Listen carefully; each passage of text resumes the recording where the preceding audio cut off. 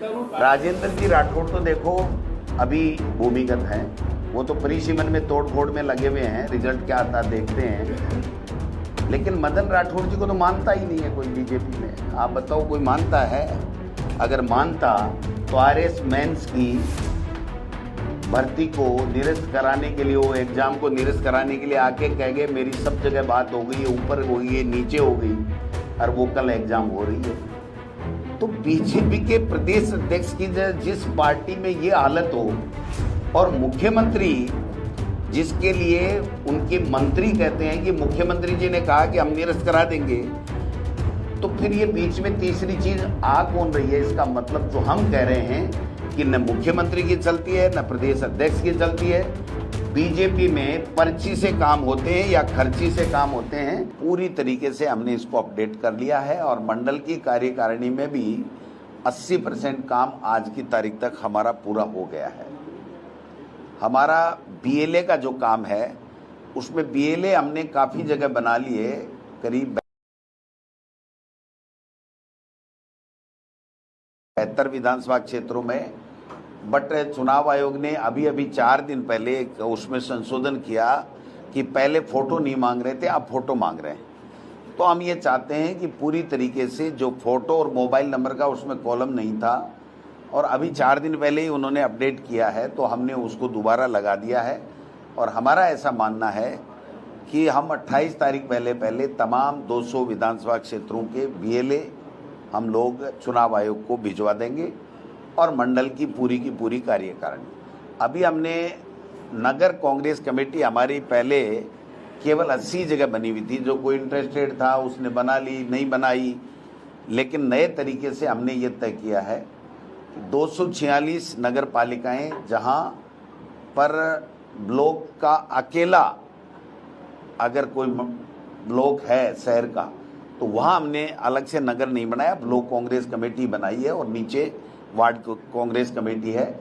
लेकिन अगर ब्लॉक के अंदर शहर भी है और ग्रामीण भी है, तो उस नगर पालिका के क्षेत्र में, चाहे वो नगर पालिका हो चाहे वो नगर परिषद हो, उसमें हमने नगर कांग्रेस कमेटी बनाया। वो 246 है।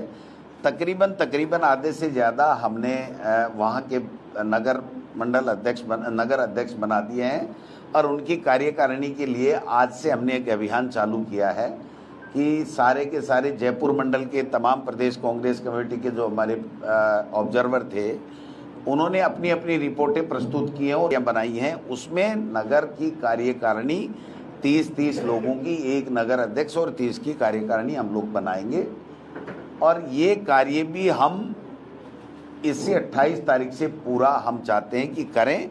फिर भी छोटी मोटी कोई बात रहती है तो हम लोग पार्टी हाईकमान से बात करके और करेंगे। लेकिन मेरा कहना यह है कि हम एक माइनॉरिटी, एक ब्लॉक, मंडल, हमारा बूथ, हमारा नगर कांग्रेस कैसे काम कर रहा है, कौन विधायक प्रत्याशी कौन उन मीटिंगों में कितना पार्टिसिपेट कर रहा है, ये सारी चीज़ें हम लोग हमारी प्रदेश कांग्रेस कमेटी में अपडेट कर रहे हैं।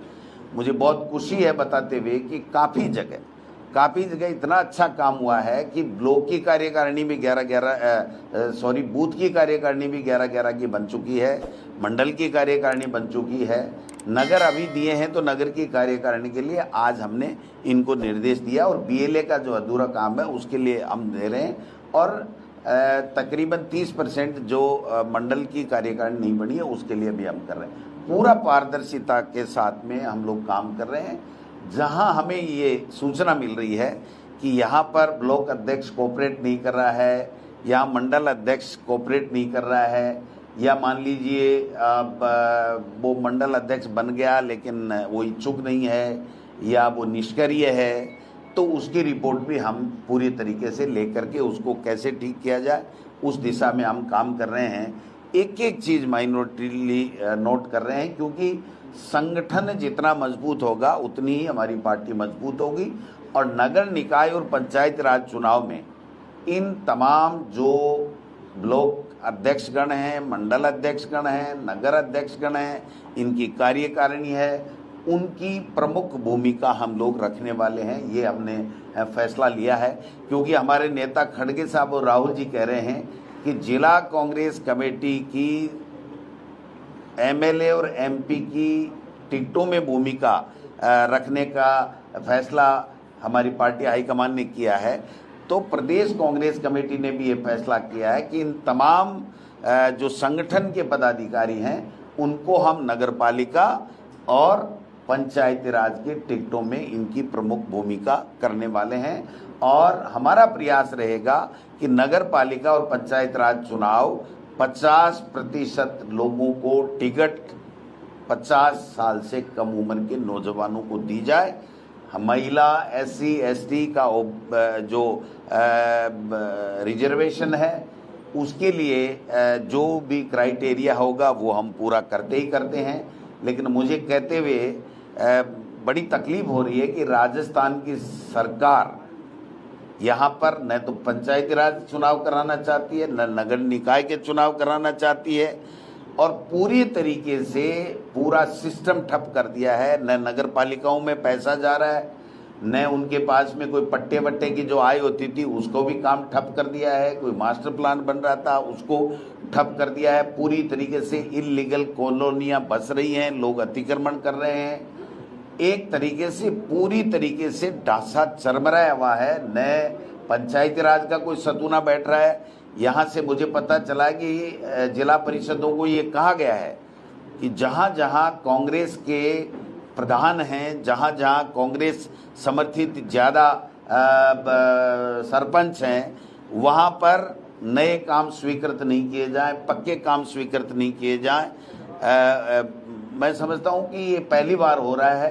किसी तरीके की ऐड नहीं, किसी तरीके का बजट नहीं, चुनाव है नहीं, प्रशासक लगा दिए और उनको काम करने से भी रोका जा रहा है।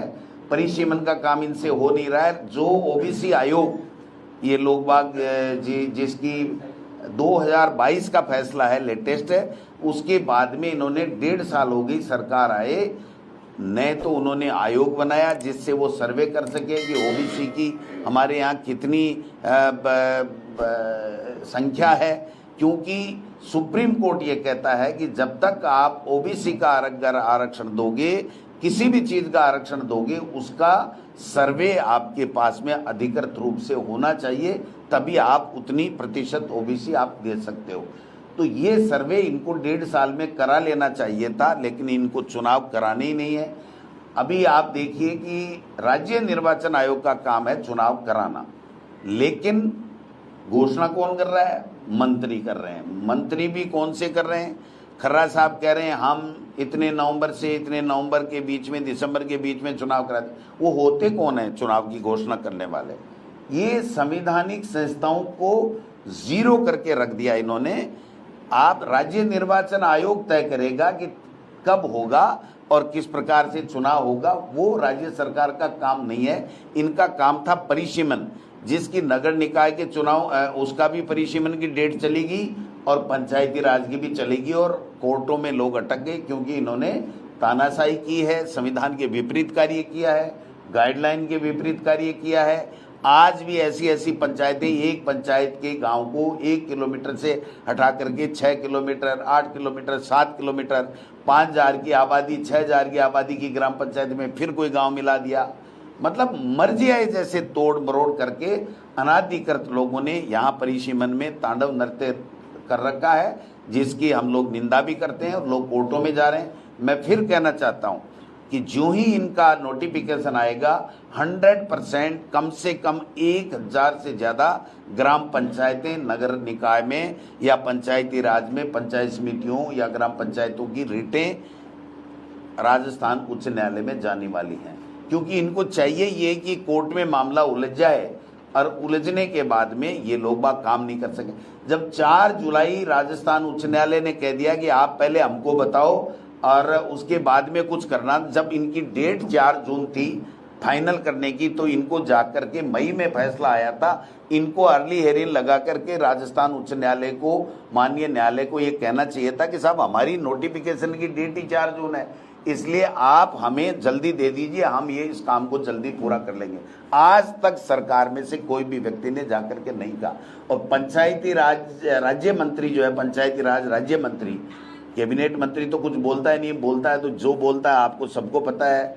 शिक्षा मंत्री है तो शिक्षा के बारे में नहीं बोलेगा, पंचायत राज मंत्री है पंचायत के बारे में नहीं बोलेगा, वो गाय के बारे में, माँ के बारे में, पेड़ के बारे में और कुछ आरएसएस के बारे में इस तरह के, या हमारे ऊपर अनलगर आरोप लगाना है, उस तरह की बातें करेंगे। वो आज तक कहीं भी नहीं बोला। और राज्य मंत्री ओटाराम देवासी कह रहा है हम तो अभी 12 महीने नहीं करा रहे। राजेंद्र जी राठौड़ साहब भी अनऑफिशियली जब लोग जाते हैं तो कहते हैं कि 2027 में हम पंचायती राज चुनाव कराएंगे।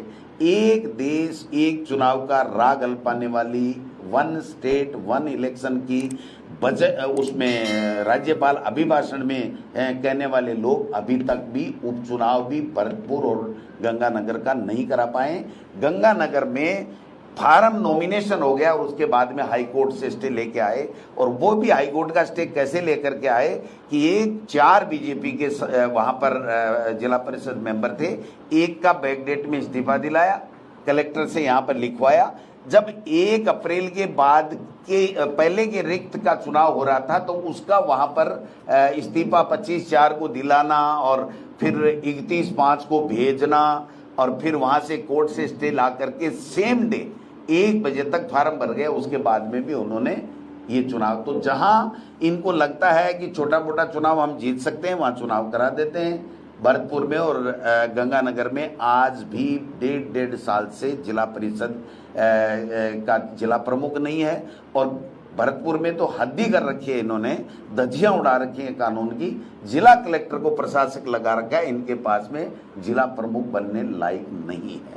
तो मैं ये कहना चाहता हूं कि इस संगठन के माध्यम से हम संगठन का भी काम कर रहे हैं और पंचायती राज और नगर निकाय के चुनाव में किस तरीके से कैसे हमको आगे बढ़ना है इस दिशा में भी हम लोग काम कर रहे हैं। हमने एक जो 200 प्रभारी लगाए थे, एक की रिपोर्ट ली है कि आप कितनी दफा गए, ब्लॉक की मीटिंगें हुई, कितने लोग उपस्थित रहे, कितने लोग नहीं रहे, मंडल की बैठकें कैसे हुई, मंडल में कितने लोग उपस्थित रहे, मंडल की कार्यकारिणी जारी हुई कि नहीं हुई, हमारी जो है बूथ की कार्यकारिणी बनी कि नहीं, बीएलए बना कि नहीं, हमारा कितने लोग जिला परिषद के, पंचायत समिति के, कितने पार्षद, कितने जो, क्योंकि विस्तारित कार्यकारिणी में रायपुर अधिवेशन में ये जोड़ दिया गया था, तो पहले नहीं था। तो हमने कहा भाई जब जुड़ गया, कॉन्स्टिट्यूशनल प्रोविजन हो गया, तो हमको इस दिशा में भी आगे करना है। तो ये सारा काम लोग हम कर रहे हैं और मैं समझता हूँ कि जल्दी ही हम इस कार्य को जो समय है उसके ऊपर पूरा करने की पूरी कोशिश करेंगे। सर, जिस तरह की तस्वीरें अभी जी इस तरह की तस्वीरें अभी आई नेताओं के मिलने की, तो कितना फायदा आपको लगता है निकाय और पंचायत? देखिए साहब, मैं बहुत ऑनेस्टली कहूँगा, क्योंकि संगठन का काम है, अगर मैं छुपाऊंगा तो मुझे नुकसान होगा, पार्टी को नुकसान होगा। जिले में एक दो जगह ऐसी आ रही हैं कि वहाँ पर लीडर या लोग एक्टिव कम हैं, तो मैं साथ साथ जहाँ जो एक्टिव कम हैं उनसे रिक्वेस्ट कर रहा हूँ पर्सनली टेलीफोन करके कि भाई आपके मंडल की कार्यकारिणी नहीं बनी है या आपके मंडल की नहीं बनी है और आपके ब्लॉक अध्यक्ष थोड़ा सा कम रिस्पॉन्स कर रहे हैं, तो आप बताइए। अगर वो संगठन में काम करने के इच्छुक नहीं है तो हम पार्टी हाईकमान से बात करके उनको चेंज करते हैं, नहीं तो इनको एक्टिव कीजिए। मुझे इस बात का संतोष है कि 99.99% जगह हमें सफलता मिल रही है, सब लोग एक्टिव हो रहे हैं, सब लोग काम कर रहे हैं। जहाँ थोड़ा बहुत कोई किसी कारण से कोई नहीं हो रहा है तो उससे हम लोग पर्सनली बात करें, क्योंकि देखिए संगठन का काम है, सबको मिलकर के करने का काम होता है। एक व्यक्ति कोई भी नहीं कर सकता, न गोविंद डोटासरा कर सकता है, न अकेले कोई दूसरा व्यक्ति कर सकता है। इसलिए सबकी सहभागिता जरूरी है और जहाँ जहाँ सहभागिता मिल रही है हम उसमें और तेज गति से आगे बढ़ रहे हैं। जहाँ थोड़ी बहुत हमें कमजोरी मिल रही है वहाँ पर हम रिक्वेस्ट करके आगे बढ़ा रहे हैं, और आवश्यकता हुई तो हम लोग उन लोगों को एक बार बुला करके अलग से बात भी कर लेंगे कि भाई यहाँ पर संगठन थोड़ा सा कमजोर, क्योंकि जहाँ हमारे एमएलए नहीं है, 3 बार हार गए, 4 बार हार गए, या हमने कैंडिडेट चेंज कर दिया, ब्लॉक अध्यक्ष पहले के हैं, तो इस तरीके की कई जगह जो हैं वो वास्तव में है टिपिकल है, लेकिन वो संख्या बहुत कम है। हम बहुत अच्छी संख्या में हैं और हम चाहते हैं कि कांग्रेस राजस्थान में एक मॉडल पेश करे जो पूरे हिंदुस्तान में उसकी ये हो कि साहब संगठन का काम राजस्थान में बहुत अच्छा हो रहा है। ये हम प्रयास कर रहे हैं। बाकी तो नंबर देना पार्टी आला कमान का, आपके मीडिया का, हमारे कार्यकर्ताओं का, उनका काम है, लेकिन हम प्रयास कर रहे हैं। हमारे प्रयास में कोई कमी नहीं है और हमें प्रयास में पूरा सपोर्ट मिल रहा है। तमाम बड़े लीडर, छोटे leader, MLA candidate, MP candidate, सबसे चर्चा करके सबको सामंजस्य से बैठा करके हम संगठन का निर्माण कर रहे हैं। ये हमारे लिए बहुत अच्छी बात है। डोटासरा जी, गहलोत साहब का एक बयान सामने आया है 11 जून को, जिसमें उन्होंने कहा है कि पायलट और मैं कभी दूर थे ही नहीं। तो जो कुछ कहा गया उनकी तरफ, क्या वो मीडिया ने गलत समझा? तो आप 73 साल के इतने सीनियर व्यक्ति को, जो 3 बार केंद्र में मंत्री भी रह गए, 5 बार एमपी रह गए, यहाँ 3 बार सीएम रह गए, तो उनके बयान का खंडन क्यों करना चाहते हैं आप? मान लीजिए, मान लीजिए ना आप, उनके बात के ऊपर, उनके किसी कथन के ऊपर मेरी टिप्पणी मैं समझता हूं कि ठीक नहीं है। जो उन्होंने कहा है बहुत सोच समझ के कहा है, तो निश्चित रूप से राजस्थान की कांग्रेस में कोई दड़े नहीं है, कोई मनमुटाव नहीं है, साथ बैठ करके कांग्रेस के संगठन का काम कर रहे हैं। और मैं तो मेरी कह सकता हूं कि मुझे 100% सब लोगों का कोऑपरेशन मिल रहा है। दोनों नेताओं की जो मुलाकात हुई थी उस पर बीजेपी ने कमेंट किया है। बीजेपी की तरफ से कहा गया है कि ये बड़े तूफान से पहले की शांति है। बीजेपी है कौन? आज प्रेस कॉन्फ्रेंस कौन है बीजेपी में? किसने की है? राजेंद्र जी राठौड़ तो देखो अभी भूमिगत हैं, वो तो परिसीमन में तोड़ फोड़ में लगे हुए हैं, रिजल्ट क्या आता देखते हैं। लेकिन मदन राठौड़ जी को तो मानता ही नहीं है कोई बीजेपी में। आप बताओ कोई मानता है? अगर मानता तो आरएस मेंस की भर्ती को निरस्त कराने के लिए, वो एग्जाम को निरस्त कराने के लिए आके कह गए मेरी सब जगह बात हो गई, ऊपर हो गई, नीचे हो गई, और वो कल एग्जाम हो रही है। तो बीजेपी के प्रदेश अध्यक्ष की जिस पार्टी में ये हालत हो, और मुख्यमंत्री जिसके लिए उनके मंत्री कहते हैं कि मुख्यमंत्री जी ने कहा कि हम निरस्त करा देंगे, तो फिर ये बीच में तीसरी चीज आ कौन रही है? इसका मतलब जो हम कह रहे हैं कि न मुख्यमंत्री की चलती है, न प्रदेश अध्यक्ष की चलती है। बीजेपी में पर्ची से काम होते हैं या खर्ची से काम होते हैं। तो ब्यूरोक्रेट्स भी लगे हुए हैं और दिल्ली से पर्चियां आती हैं वो लोग भी लगे हुए हैं, दिल्ली के लोग भी लगे हुए हैं। बाकी यहाँ पर तो मुझे तो लगता नहीं। किरोड़ी लाल मीणा साहब भी कह रहे हैं, मैंने भी कह दिया, 2 उप मुख्यमंत्री कह रहे हैं, 40 विधायक कह रहे हैं, और रिजल्ट 0 आ रहा है। तो आप समझ सकते हो कि किस बीजेपी की बात कर रहे हैं। वो उनको अधिकार ही क्या है हमारी पार्टी के बारे में टिप्पणी करने का? वो तो अपनी देखें, और राज में वो हैं, जवाबदेही उनकी बनती है कि आपका ये जो कुशासन है, आपके जो माफिया हावी है, आपका ब्यूरोक्रेट्स हावी है, आपसे आईएएस की लिस्ट निकलती नहीं, आरएएस की लिस्ट आपके ट्रांसफर की निकलती नहीं, बैन होते नहीं, मंत्रिमंडल विस्तार होती नहीं, पर्चियां बदलने की रोजाना अफवाहें आती हैं या सही आती हैं, रोजाना न्यूज़ें दिल्ली से आती रहती हैं। तो उसको संभालो ना। प्रदेश का लोग पानी के लिए, बिजली के लिए, बेरोजगार नौकरी के लिए तड़प रहा है, और आप लोग इधर उधर की बातें करके अपना समय व्यर्थ कर रहे हो और दूसरे पे टिक्का टिप्पणी कर रहे हो। ये ठीक नहीं।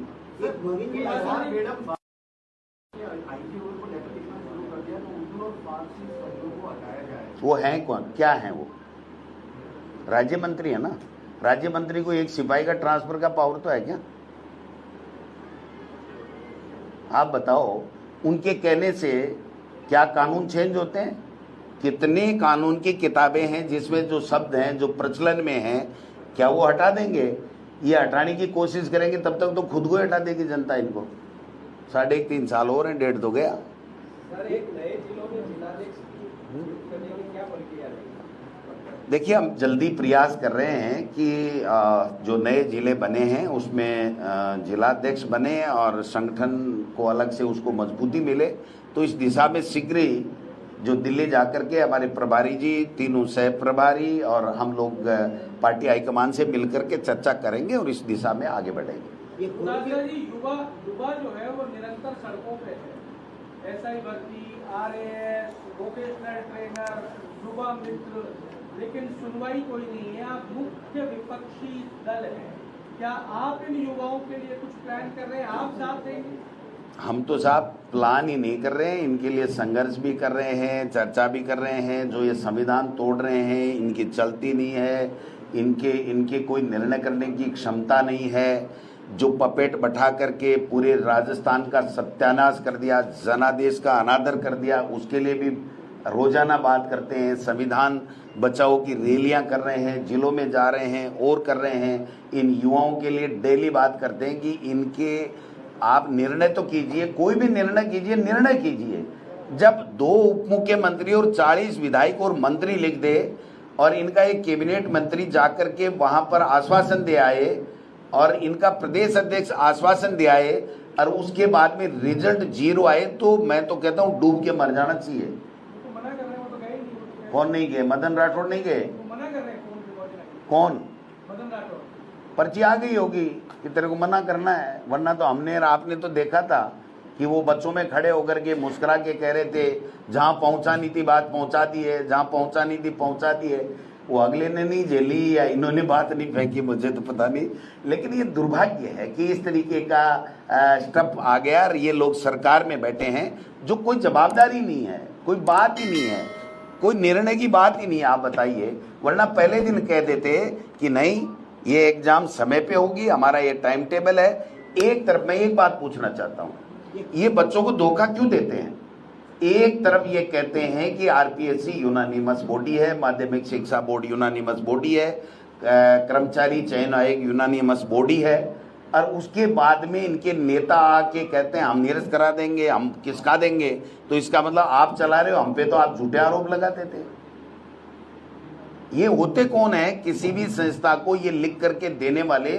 मुख्यमंत्री या संतरी या प्रदेश अध्यक्ष कि आप ये करा दीजिए, तो फिर इसका मतलब हम पे जो आरोप लगाते थे वो तो केवल आरोप थे। और आप लोग संवैधानिक संस्थाओं की धज्जियां उड़ा रहे हो और बच्चों के साथ में मानसिक उनका शोषण कर रहे हो। आपको जवाब देना पड़ेगा। साहब सवाल ये है कि कांग्रेस के पदाधिकारियों का कहना है कि आप एक तरफ तो ब्लॉक स्तर तक के लेकर के संगठन को मजबूत करना चाहते हैं, लेकिन आपकी टीम यानी प्रदेश स्तर के जितने भी पदाधिकारी, ज्यादातर पदाधिकारी हैं वो अनुभवहीन हैं और हवाली को आप जिम्मेदारी दे रहे हैं। तो किस तरीके से कांग्रेस मंडल स्तर पर मजबूत? वो खुद ही कह रहे हैं क्या? जो पदाधिकारी वही कह रहे हैं मैं अनुभवहीन हूँ, आप कह रहे हो ना वही कह रहे हैं। आपने जो पदाधिकारी बनाए वो अनुभवी पदाधिकारी हैं? आपने ही अनुभवी, आपने जितने भी प्रदेश स्तर के इसके लिए कौन कह रहा है आपको? हैं? कांग्रेस के कार्यकर्ता करें, मैं थोड़ी। नहीं नहीं नहीं नहीं, आपको गलत मिला। कोई बीजेपी का आदमी मिल गया और वो कांग्रेस का बन करके बरगलाना चाहता है। ये जो गुजरात मॉडल की तर्ज पर और मध्य प्रदेश मॉडल की तर्ज पर जो संगठन संगठन अभियान चल रहा है, क्या आने वाले दिनों में राजस्थान में भी नए सिरे से पूरी कवायद होगी या आपकी ये निर्णय पार्टी हाईकमान लेता है कि किस स्टेट में किस तरीके से हमें संगठन को मजबूती देनी है। हमें जो काम दिया गया वो हम बखूबी पूरा सबके साथ लेकर के कर रहे हैं। बाकी पार्टी हाईकमान का निर्णय जो निर्णय लेगी उस निर्णय के मुताबिक पालना करेंगे हम लोग। भोपाल में कहा था कि ये मॉडल पूरे देश में लागू हो जाएगा, तो क्या राजस्थान में कोई? राहुल गांधी और खड़गे साहब कहते हैं वो हमारे लिए आदेश है, तो वो जो करेंगे वो पार्टी में चलेगा। आज की तारीख में हमें जिम्मेदारी दे रखी है कि संगठन को, खड़गे साहब ने आप सबके सामने कहा था कि भाई काफ़ी अच्छा काम हुआ है, बट जो रिक्तियां हैं वो आप कितने दिन में कर दोगे? मैंने उनको 2 महीने का समय लिया था। मैं कोशिश करता हूं कि वो 2 महीने में मैं पूरा करके दूं, ये मेरी ड्यूटी है। फिर बाकी पार्टी हाईकमान जो भी निर्णय लेगा, जिस तरीके से संगठन को आगे चलाना चाहेगा वैसे चलाए, कोई दिक्कत नहीं। दिन आपने एक बयान दिया था राजेंद्र राठौड़ को लेके कि बंदर के हाथ में उस्तरा दे दिया है, तो उस तरह में कोई धार हो रही है या कमजोर हो? अब देखिए साहब, वो तो एक कहावत थी वैसे तो, न तो वो बंदर हैं क्योंकि वो मेरे बड़े भाई हैं, आदरणीय हैं, 7 बार के विधायक हैं, बहुत ही अनुभवी हैं, लेकिन वो अभी राजस्थान की विधानसभा लोकसभा में नहीं है, तो उनको पार्टी ने काम दिया होगा। बट पार्टी में दिया हुआ काम पार्टी तक सीमित हो रहना चाहिए। सीएमओ, नगर निकाय के अधिकारी और पंचायत राज के अधिकारियों तक उनकी चिट्ठियां जाकर के अगर कोई पंचायतों को नियम विरुद्ध तोड़ मरोड़ किया जाता है, नगर पालिकाओं को तोड़ मरोड़ किया जाता है, तो वो गलत है और वो गलत काम वो कर रहे हैं। और भजन लाल जी जैसे एसआई भर्ती, जैसे आरएएस की परीक्षा का निर्णय करने में अपने आप को असक्षम पा रहे, उसी तरीके से वो उनको भी रोकने में वो अपने आप को ऐसा महसूस कर रहे हैं। डासरा जी, राजस्थान में गहलोत सरकार के कार्यकाल में योजना शुरू हुई थी लड़कियों और महिलाओं के लिए उड़ान नाम की। पिछले करीब 9 महीने से ज़्यादा समय से गांव पहाड़ियों में राजस्थान में उसके तहत जो महिलाओं को, लड़कियों को सैनिटरी नैपकिन्स मिल रहे थे, वो ना तो डिस्ट्रीब्यूट किए जा रहे हैं, ना ही योजना को बंद किया गया है। क्या आपको लगता है कि ये, देखिए, इनका काम ही नहीं है ये कि भाई जनता के लिए कोई कल्याणकारी योजना लाएं, या जो कल्याणकारी योजना पहले की सरकार की चल रही है उसको और ज़्यादा मजबूत करें, कोई कमी खामी तो ठीक रहे। इनका काम ही नहीं है ये। इनका तो काम है एक दूसरे की गोभी खोदना है। बीजेपी में एक दूसरे की गोभी खोदने में लगे हुए हैं। सबको एक भय है कि दिल्ली से कब किसकी पर्ची आ जाए, और उस पर्ची के चक्कर में अगर हमारा मंत्री या मुख्यमंत्री ये कहने लग जाए कि यार मेरे से डायरेक्ट फ़ोन पे बात मत किया करो, मेरा फ़ोन दिल्ली वाले सुनते हैं, तो आप समझ सकते हो कि उस प्रदेश का क्या हाल होगा। ये किसने कहा है सर? ये किसने कहा है सर? ये किसने कहा? जो लोग आके बताते हैं कि मुख्यमंत्री और मंत्री ऐसा कहते रहते हैं कि आप डायरेक्ट फ़ोन पे बात मत किया करो। जो हमने सुना है लोगों से वो बता रहा हूँ, सही क्या है वो तो वो खुद कभी बता देंगे। कहते रहते हैं कि आप समझा करो, डायरेक्ट कॉल मत किया करो, मेरे फ़ोन भी ऊपर तक बातें जाती हैं। तो क्या हो रहा है, ये अदृश्य शक्ति काम कर रही है। राजस्थान में चुने हुए जनप्रतिनिधि काम नहीं कर रहे हैं। अब टेप की मैं नहीं कह रहा, मेरी सूचनाएं जाती रहती हैं, ऐसा लोग कहते हैं, बीजेपी के लोग कहते हैं। जो काम करके, जो काम कराने के लिए आते हैं, जब बात करते हैं तो वो कहते हैं कि भाई फ़ोन पे आप कम से कम बात किया करो, मेरे से आके मिला करो, और मिलने के बाद में काम नहीं होते, ये भी शिकायत है लोगों की। कैसे सूचना कैसे मिली? साहब, अब आप क्या काम करते हो बताओ? आप और हम जब संवाद रखते हैं तो सब चीज़ें आ ही जाती हैं ना, छन छन के। हमारी भी आपके पास आती हैं, रोजाना कोई न कोई कॉलम पढ़ने को मिलता है, तो उनकी भी कोई न कोई तो आती ही रहती है ना सबको। आपके बयान से कई मंत्री परेशान है। आपके एक बयान से कई मंत्री परेशान है। आपने कहा कि मेरी मंत्रियों से ज़्यादा सकती है। नहीं, मैं तो इसलिए कह रहा हूँ कि उनकी 0 चलती है, मेरी 1% भी चलती तो ज़्यादा हो गई ना। 0 से तो 1 ज़्यादा हो गया ना, इसलिए कह रहा हूँ। उनकी किसी की नहीं चलती। आप इन मंत्रियों का रिकॉर्ड उठा के देख लो, ये अपने अपने जिले में गए हैं, कितने लोग कार्यकर्ता या जन सुनवाई में इनसे मिले हैं। तो ये जाते हैं, कलेक्टर के पास बैठते हैं, वो फोटो खिंचाते हैं, वहाँ से थूक मुट्ठी में बैठ गाड़ी में आ जाते हैं। कोई लेना देना नहीं है न बीजेपी। एक मंत्री का एक कार्यक्रम 1.5 साल में, कोई उसके इंचार्ज डिस्ट्रिक्ट में कोई उद्घाटन का बता दो, कोई शिलान्यास का बता दो, कोई कार्यकर्ता सम्मेलन बता दो। आप बताओ ना। देखो, हकीकत बात करनी चाहिए, मुंह देखी बात नहीं करनी चाहिए। हकीकत बात यह है कि उनकी कोई मीटिंग ही नहीं कराना चाहता, उनसे कोई मिलना ही नहीं चाहता। मैं जब जाता हूं सीकर तो रोजाना के 150 लोग मिलते हैं, और अगर प्रभारी मंत्री जाए और उससे 3 आदमी नहीं मिले तो आप समझ सकते हो ना उनकी क्या हैसियत रह गई है। और अधिक विभागों में हैसियत उनकी 0। समीक्षा बैठक आप बताओ, 1.5 साल में 10-10 बार एक विभाग की मुख्यमंत्री समीक्षा ले चुका, और मुख्यमंत्री तो मुख्यमंत्री है साहब, 6-6 घंटे पीछा ही नहीं छोड़ते, पूरी समीक्षा करके रहते हैं। तो आप बताओ, 6 घंटे मुख्यमंत्री अगर एक विभाग की और 1 महीने में रोजाना एक विभाग की ले ले, तो विभाग का मंत्री कितनी बैठकें लेगा और वो क्या निर्णय करेगा? तो ये मॉडल चेंज करना चाहिए, जनता के काम होने चाहिए, अपना टाइम पास नहीं होना चाहिए। ये लोग टाइम पास कर रहे हैं। तो इन्होंने उपचुनाव की समीक्षा की तो फिर भरतपुर और गंगानगर की भी कर लेते। ये दोनों समीक्षा में आई नहीं, क्या पॉइंट ही नहीं आया इनके पास में।